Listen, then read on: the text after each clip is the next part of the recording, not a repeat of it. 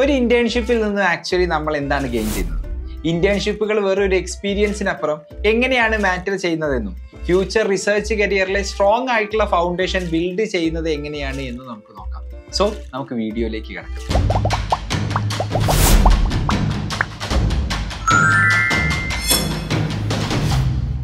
Most ഒബിയസ് ആയിട്ടുള്ള benefit എന്ന് പറയുന്നത് ഹാൻഡ്സ് ഓൺ എക്സ്പീരിയൻസ് ആണ്.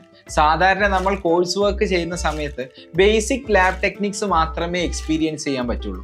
പക്ഷേ ഒരു ഇന്റേൺഷിപ്പിന്റെ സമയത്ത് അഡ്വാൻസ്ഡ് എക്യുപ്മെന്റ്സും എക്സ്പെരിമെന്റ്സും അതിന്റെ അനാലിസിസും ഒക്കെ എക്സ്പീരിയൻസ് ചെയ്യാൻ പറ്റും. തിയറിയിൽ നമ്മൾ എന്തു പഠിച്ചോ അതെല്ലാം പ്രാക്ടിക്കലി ഉപയോഗിക്കുന്നത് ഇതുപോലെയുള്ള ഇന്റേൺഷിപ്പിലൂടെയാണ്. ഈ എക്സ്പീരിയൻസ് നമുക്ക് സബ്ജക്റ്റ് കൂടുതൽ മനസ്സിലാക്കാൻ മാത്രമല്ല, ഫ്യൂച്ചറിൽ കുറച്ചും കൂടെ അഡ്വാൻസ്ഡ് ആയിട്ടുള്ള റിസർച്ച് ചെയ്യാനും സഹായിക്കും.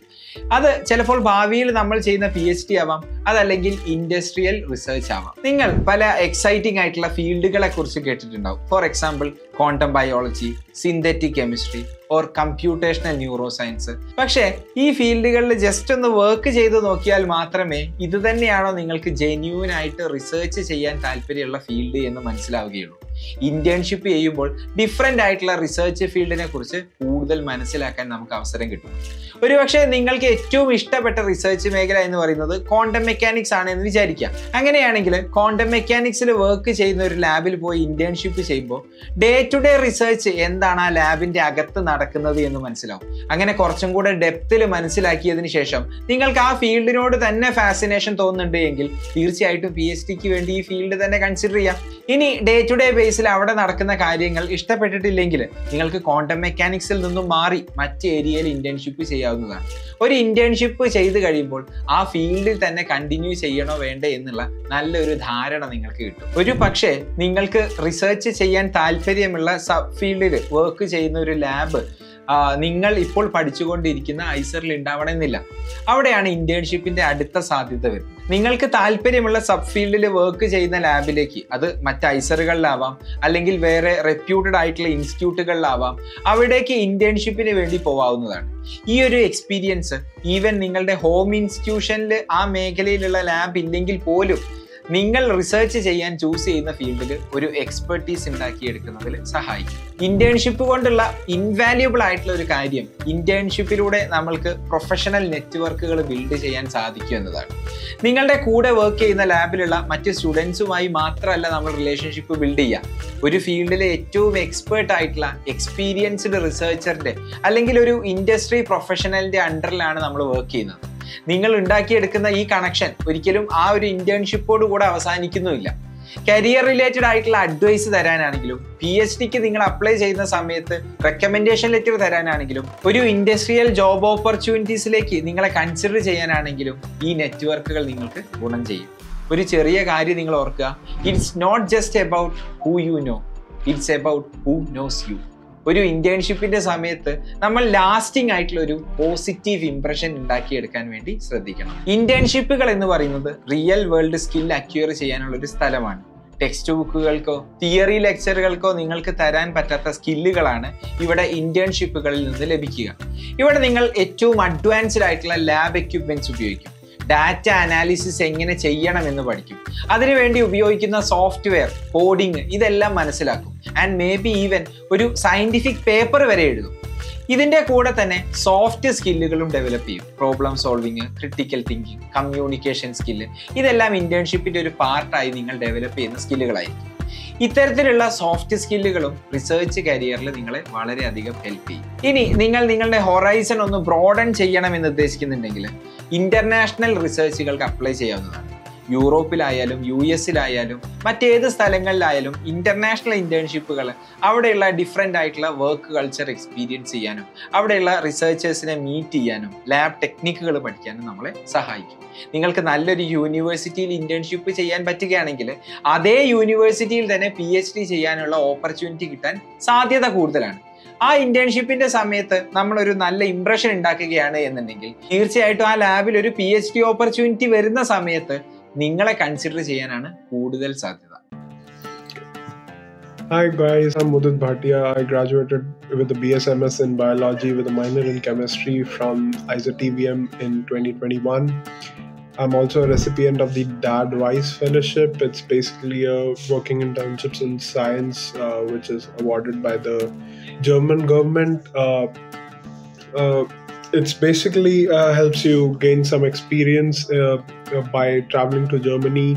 So it's basically a scholarship application. They ask you to fill out a form based on your credentials. They'll select you, and if you do get selected, then you'll have to work around, choose a professor, and potentially go ask them to support you in the lab, and then that's about it, and you'll get that internship.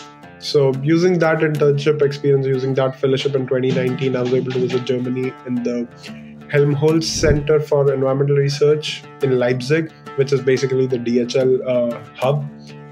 And it was a really nice experience. It helped me to gain, to develop who I am as a researcher today.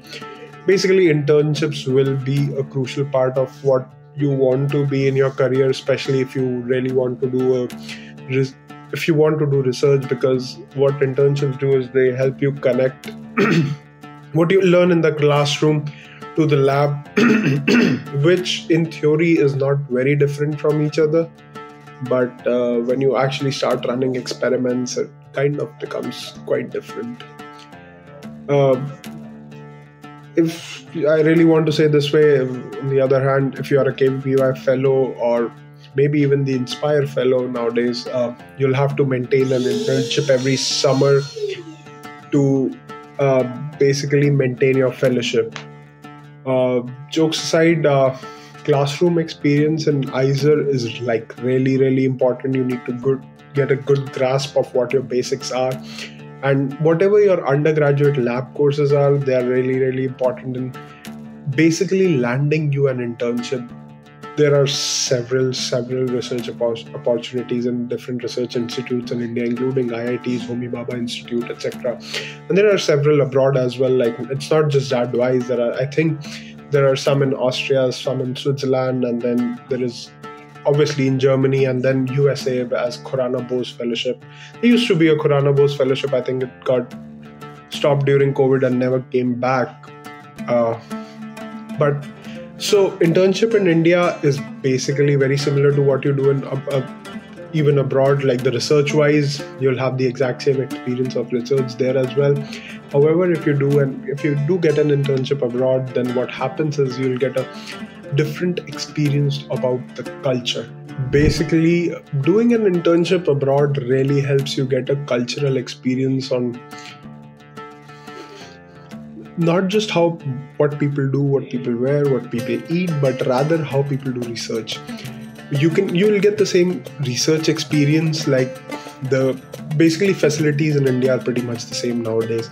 It's about how much they differ in the way they approach a problem. It's about what goes in their brain, how they develop a problem, how they approach it, etc., which basically changes between different countries. And that's what is very important. That's what the exposure we talk about. IISER, basically, apart from your courses, your lab work, your professors are going to be the one which are going to help you land an internship. Basically, be in contact with them, try to talk to them through your courses, just meet them. They're pretty cool people, and they'll help you land an internship because they have like a good network. They all have their PhDs in foreign countries. They work. Some have their PhDs from Germany, some have in Switzerland, Australia, USA, so on and so forth. So they have a pretty good network, and that will really help you land an internship. That being said, do good in their courses, do good in the labs. Also, you can join them as an undergrad researcher, which will really help you out. Based on because they'll know what kind of work you do. That being said, all the best, guys. And if you have any questions, just feel free to reach out to me. Bye-bye. Finally ഇന്റേൺഷിപ്പുകൾ നിങ്ങളുടെ career സാധ്യതകൾ കൂട്ടുന്നു. ഗ്രാജുവേഷന് ശേഷം നിങ്ങൾ PhDയോ research അസിസ്റ്റന്റ്ഷിപ്പോ ആണ് നോക്കുന്നതെങ്കിലും അതോ അല്ലെങ്കിൽ ഇൻഡസ്ട്രിയിൽ ഒരു ജോബാണ് നോക്കുന്നത് എങ്കിലും ഇന്റേൺഷിപ്പിന്റെ ഈ ഒരു എക്സ്പീരിയൻസ് വലിയ അഡ്വാൻറ്റേജ് ആണ് നിങ്ങൾക്ക് തരിക. ഇന്റേൺഷിപ്പിന്റെ സമയത്ത് ഉണ്ടാക്കിയെടുത്ത ഹാൻഡ്സ് ഓൺ എക്സ്പീരിയൻസ്, നെറ്റ്വർക്കുകൾ, സ്കില്ലുകൾ ഇതെല്ലാം നിങ്ങളുടെ CV മറ്റാളുകളിൽ നിന്നും വേറിട്ട് തന്നെ നിർത്തും. So take the first step. Internships ഐസറിന്റെ അകത്തായിക്കോട്ടെ, മറ്റ് റെപ്യൂട്ടഡ് ഇൻസ്റ്റിറ്റ്യൂട്ടുകളിലായിക്കോട്ടെ, അതും അല്ലെങ്കിൽ ഇന്റർനാഷണൽ ആയിട്ടുള്ള ഇന്റേൺഷിപ്പുകളായിക്കോട്ടെ, സയൻസിലെ ഒരു കരിയർ ബിൽഡ് ചെയ്യാനുള്ള നിങ്ങളുടെ സാധ്യതകൾ തുറന്നു തരുന്ന ഒരു കീയാണ്. ഇത്രയും കാര്യങ്ങളാണ് നമുക്ക് ഇന്റേൺഷിപ്പിനെ കുറിച്ച് മനസ്സിലാക്കാനുള്ളത്. ഈ വീഡിയോ നിങ്ങൾക്ക് വാല്യുബിൾ ആയിട്ട് തോന്നിയിട്ടുണ്ടെന്നുണ്ടെങ്കിൽ വീഡിയോ ലൈക്ക് ചെയ്യുക, ഫ്രണ്ട്സിലേക്കും ഷെയർ ചെയ്ത് കൊടുക്കുക. ഐസറിനെ കുറിച്ച് കംപ്ലീറ്റ്ലി മനസ്സിലാക്കാൻ നിങ്ങളെ സഹായിക്കുന്ന ഒരു ചാനലാണിത്. പുതിയ വീഡിയോസ് മിസ്സാവാതിരിക്കാൻ ചാനൽ സബ്സ്ക്രൈബും കൂടെ ചെയ്യുക. അടുത്തൊരു വീഡിയോയിലൂടെ നമുക്ക് വീണ്ടും കാണാം. Thanks for watching.